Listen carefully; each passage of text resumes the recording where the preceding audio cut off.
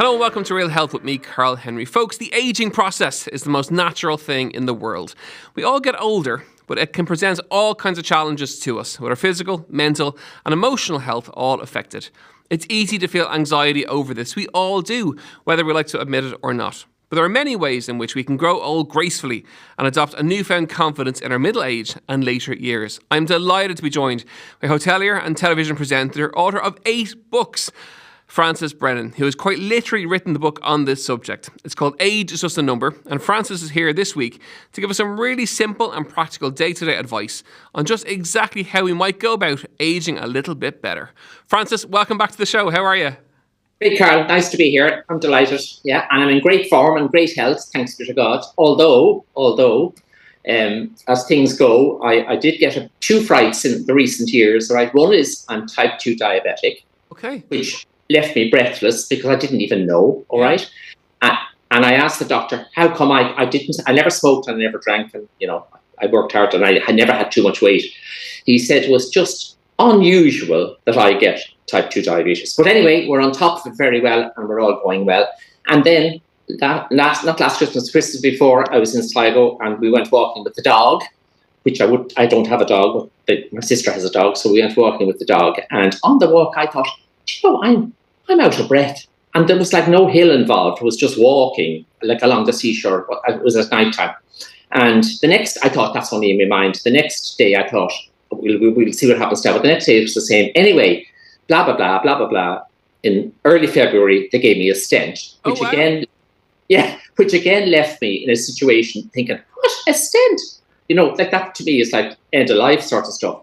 But it just shows you, as I lived, I had no idea. So it's very important that people listen to their bodies and understand things as we go through life. I was just going to say that. And it's also important that when you do notice something that's slightly out of normal, such as being when you were out of breath, go to the doctor and get it checked. Don't do the Irish male thing of just sit at home and pretend it didn't happen. Address it and go and seek advice. Absolutely. The most important thing is to go to your doctor and tell them what you feel is the problem. We all know our own bodies. And if you see a spot that might be caused by sun, or you have a headache or whatever it might be, see the doctor and tell him what it is. He'll get you checked out and then you'll be happier yourself too. So the book, Age is Just a Number, it's really important for the country. We have to age better and we need to age better. And for you, it is literally that, isn't it? It's an attitude. It's just a number. It's an approach to aging, which is the most important thing to change in your mindset. Absolutely. There's no reason to start crying because I'm 70 this month, you know what I mean? Because you just have to time moves on, you just have to get on with it. The biggest fright I got, I remember about 15 years ago, I was down in Marbella and we were walking, going out for dinner at night. And when you go along the street, there's these youngsters handing out cards for the nightclubs, 2 for 1 or whatever it is. I don't know what it is, right? Now, it was a long time since I'd been in a nightclub, so it didn't worry me. But all of a sudden, nobody gave me a coupon. And this is true now. And that was the first time in my life I thought, oh, I must be getting old. I'm not getting coupons on the street. But small little things like that do give you kind of a little click in your head that sort of says, you're moving on, Francis, you're moving on. Tell me, what does aging well mean to you then? Or growing older gracefully? What does that mean to you? You've written a book all about it, but give us the bones of what it means in your mind. You have to keep your mind active. You have always to be learning all the time. And your greatest resources in that area are your nieces and nephews who are in their teens. Keep in touch with them, talk to them, tell them that you don't understand this. I mean, I do it myself on the phone. Oh, Rachel, how do I get rid of this thing? She just ding, ding, ding, ding, and just shows you exactly what to do. And all of a sudden you have, she's thrilled because she's helping you, and you're thrilled because you're with your niece or nephew, and they're helping you also. So it's very important that you keep ahead of technology and deal with the younger people and keep the mind active. And of course, for you, you've been surrounded by people all of your life. So do you credit the hotel with keeping you young as you've got older? Yeah, definitely. Well, in the hotel business, we recruit every year, as you can imagine, all right? And we have students from colleges and all the rest. And I go to all the colleges and I do chats and then I look for staff. So I would be in touch with younger people, probably a lot more than others. Even the technology industry would have people in their 30s. Well, I'd be dealing with people in their 18 to 20, in just starting hotel school or whatever it might be. So I would be in touch with them all the time. And I've always kind of even years later, I say to them, well, how did you get on with that? They say, how do you remember that, Mr. Brennan? I said, oh, well, I just remember that you were going for a job in Microsoft or whoever it might be. And I say, did it work out and how did you get on? So keeping in touch with people and the mind active is the important thing. And physical health then is crucial as you get older. How do you manage that? Do you have a go-to routine that you do? Do you find it's a battle each week or each month to stay on top of it? And what do you do? Yeah, well, I'm not a gym man. I was never in a gym in my life. Sorry, Carl, I know it's your business, but I can't have that. I'm not a gym man, okay? But I'm up and down the stairs 15 times a day, okay, at least, which is all good steps. I'll talk about steps nowadays. Have you done your steps? Well, I think I've done my steps all my life. And I do watch my diet. I'm always very careful. Now, particularly now, but my mother said when I was a 2-year-old child, I'd say, no, I don't need the biscuit because I'm not hungry. She always used to think, God, how could you just say that? I was always like disciplined in relation to food. So I would watch my diet very much, okay, and I walk and swim quite a bit, which I think is very good for exercise all over. But I'm not a gym buddy, no. And what do you say to people who are turning 70 and who are afraid to exercise? They might have arthritis or they might have a bad back or whatever. And, they will, obviously by sitting more, they're going to become less active and age faster. What do you say to them listening in? Well, I have a great friend in Dublin who, when he's the same age as I am, and when he's getting out of the chair, he goes, oh. Now, I look at him every time, I think, what are you at? You are making yourself old. I make it a point when I'm on the sofa or on the chair, when I get out, I don't touch, I just get up from the sitting position. But I just do that automatically. When I'm in the car, people think I'm nuts probably, but I pull my tummy in and out like maybe 20 times. Driving along from Dublin to Kerry, I might do it 3 times, 20 in and outs, which keeps my tummy muscles tight. I always think, maybe I'm wrong. No, you're absolutely right. That chair test or that you spoke about, and actually for anyone listening in, it is a really good test of your aging health. You should be able to get up out of this a sofa or a chair without using your hands. And if you can do that, we know that you're going to age better because you're stronger, your muscles are stronger, your glutes are stronger, your core is stronger. And I actually did that recently with some people and they couldn't get out of the chair without putting their hands on the side of the chair to push up off the chair. Well, I automatically make myself get out of that chair and not touch it. So it's a very simple thing. And most people have a car and they're driving. Just pull your tummy in and out. It'll help all the muscles down there. So simple things. You don't have to go to the gym. Sorry, but and you could do those simple things yourself. And walking is a big thing for you. You've mentioned it several times. You find that really beneficial for your physical and for your mental health as well, I presume. Well, it's great because what I love about walking is I watch everything. I watch the ditch. I watch the houses close by. I watch a new car in your avenue. I see the children coming home 3 cars at the weekend. So I'm always like noticing things as I go along. But I enjoy a good walk, and I try to get in a mile to a mile and a half every day at least. Let's chat about age-related anxiety. So some people get anxious as they get older, whether they may have to retire from work, they may have to make changes, they may have to downsize their house. As you get older, people like to change less and less, don't they? And they get quite anxious about that.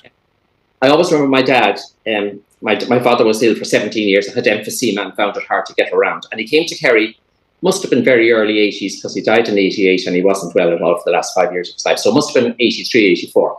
And he just found it all too much. The sink wasn't in the right place. The bed was higher or lower than his bed at home. The water was different. Everything was just a chore. And he said to me when he was going, he says, I'm never leaving. I'm never going away again.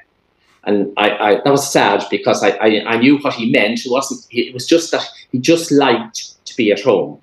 But, people in good health can get like that too. You get a bit inverted, sort of say, I'm not going out into the real world but for whatever reason. So the best thing for old people is to talk. Talk to your children if you're married and have children. Talk to your friends. If you have a problem, talk to your doctor. The more talk you do, the better your head will be. Okay, so that concept of talk therapy, which is just, a problem shared is a problem halved, just talk it out. And that'll help you overcome the issues with change that you may have or the fears you may have around change. Well, if you talk to somebody about your fear, they're going to say, are you out of your mind? Or wait till I tell you what you should do for that. Or see the doctor, he'll prescribe something to get you over it. So when you talk to somebody, there's more in the circle and then you get more information. It's quite logical in a lot of ways, but people just don't do it. Chat to me about, I suppose, with yourself in terms of work. You've worked all your life. You're turning 70 now. Presumably things are going to slow down a little bit. Does that scare you? Are you worried about that? No, not at all. Maybe I'm just lucky. I do consider myself very lucky. First of all, I have a TV career with At Your Service and the travel shows. They haven't been around for some time because of COVID and all that, but we'll probably go back to them in time. We are filming at the moment for At Your Service for next year, for 84. What year is next year? 24. And we are filming for that for next year. Okay, that keeps me busy, all right? I'm writing another book. It'll be the 9th, Karl. You'll have to hurry along there. You're putting me to shame here, Francis. I am in the midst of that at the moment, all right? And then I travel quite a bit, and I still travel for the hotel because there are trade shows around the world which necessitate an attendance by somebody, and I will still do that. So I am a busy person. I find that people look for my diary and they say, what about this? Now come the launch of this book, like I have 17 things in the diary, from radio shows to book clubs to festivals, like all over the place. I'm in Donegal, and I'm in Galway, and I'm in Tipperary, and I'm all over. So you make yourself busy, and that's grand. It keeps you going. Yeah, and that's part of that healthy aging concept, is that you're not alone. You're making yourself busy. You're making yourself interact with people. You're giving yourself projects to work on and things to work on. And for people listening in, that is important as you get older. You need a purpose to get out of bed and get out of the house.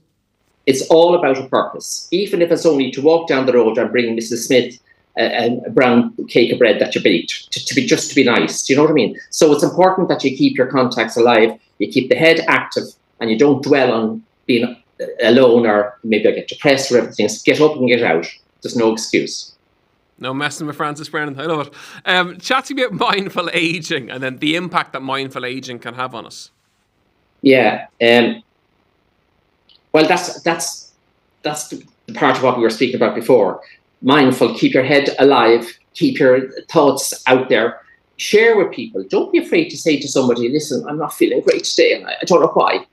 Be honest with yourself as well as being honest with everybody else. And that is a great way to get through a lot of the mindful things that cause people problems, depression and kind of old age and all those other things. Like, you can talk yourself out of anything, and if you talk with a friend, you're sure to get some little hook to hang on to. And what about reflection as you get older? I think people do that, certainly from their 40s onwards, and certainly at 50s and 60s on. And it is important to have a good relationship with your younger self, isn't it? And to have some compassion around your younger self, or in the decisions you may have made when you were younger. Yeah, don't look back and say, oh, I should have done this or I should have done that. I have a good story about like looking back and what could have happened, right? I was working in Park Hill, the hotel on the Ring of Kerry, the Great Southern. It was a great Southern hotel at the time, all right? And the chief of Hilton Hotels came with his family to stay, a man by the name of Edwards. Of course, I thought, well, I'm going to talk to that fella before he leaves, because maybe he'll get me a job in America. Okay? So we had a little chat, and he says, send me your CV, there's my card, and we'll see what we can do. So I sent the CV, and he wrote back that he was putting me in touch with a man by the name of Benny Martin, who was head honcho for Hilton in Chicago. So when Benny writes to me to say, was I anything to Maura Brennan from Sligo, because he had taken her to a dance on the bar of his bike in Ballantor 100 years before. So I had an in already, so I was lucky. Anyway, that was fine. So it was progressing grand. Everything was great. And then we had the postal strike before you were born. We had a postal strike for 6 months, right? Now, in Park Hill at the time also, the phones were all push in. You know, you had to connect the old PABX was called. So you had to connect the outside call to the room upstairs by 2 wires, all right? So anyway, there was no post because it was on post, we're on strike, and there was no phone calls. So 6 months later, the post arrived, which is a ton of a big bag, you can imagine.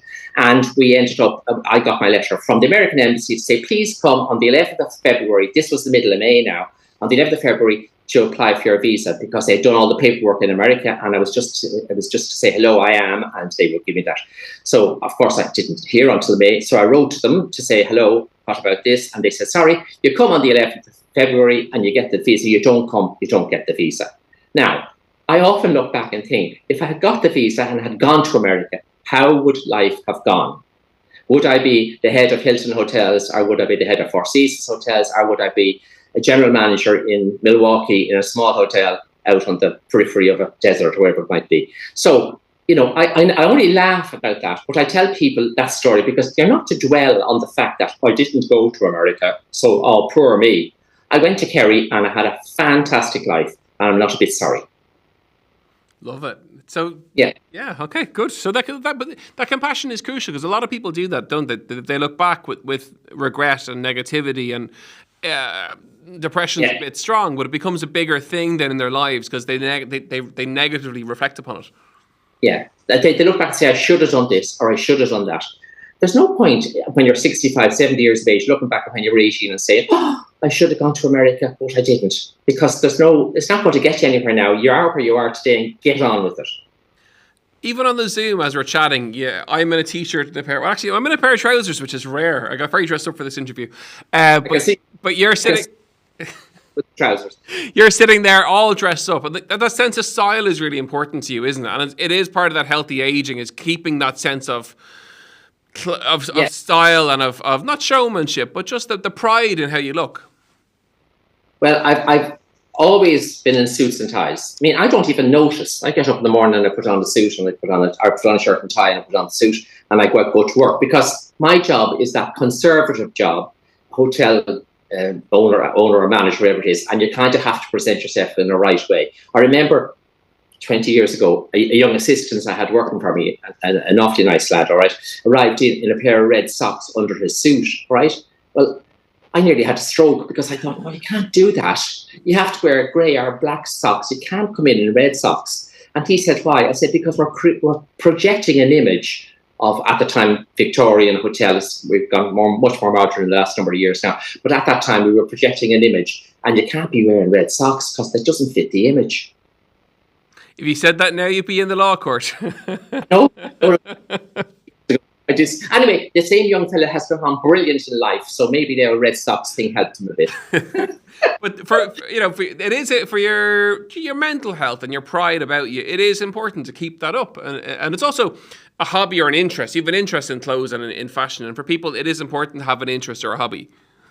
Yeah, no, very much. But I'd always wear this, even like when I'd be off duty, I'd nearly be wearing the suit at times. All right, so I have to kind of force myself into a sweater and a pair of jeans. And I kind of think, am I going to be meeting anybody that this matters to today? So I have to kind of watch that. I just kind of, where am I going? What am I doing? What am I seeing? And it's just easier than all that worry about who, what, why, when, or may. Get into the suit and off you go. So I wear a suit. Let's chat about finances then. So something that people will worry about as they get older, presumably, will be their finances, and it's a very rational worry and rational concern. They may be trying to help their children out. I was listening to something on the radio yesterday about people remortgaging their houses to get equity for their children to buy a house. But that financial component is an aspect of aging that people mentally may struggle with. Absolutely true. Now, I have a bit in the book about remortgaging our house and taking the money. That sounds marvellous at the time, but it can become a nightmare later on, because it's compound and it's interest on interest on interest on interest. That's the bit where it goes astray. And people, looking for maybe 50,000 out of a house at Ballsbridge is nothing.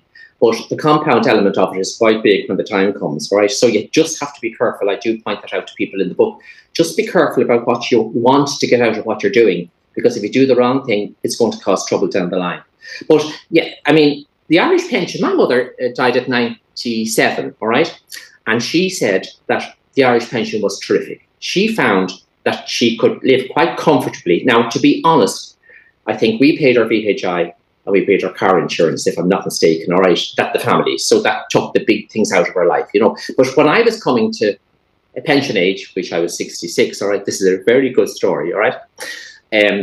I was at a trade show in the RDS. I used to work for Specsavers as an audio ambassador. I was on their stand right beside me was the department of, and there was two nice girls there, and I was chatting away to them, and they were in the pensions department. Oh God, I'm coming very close. So she gave me her card. So then I thought I'd better get going. So for 8 to 10 months later, I took out the card and I rang the girl, and I said to her, listen, I'm in a situation here where I'm ready to go on the pension. Oh yes, she says. And I said, what do I do? Well, she says, we'll send you out a sheet, an Excel sheet on your life in the PRSI system, all right?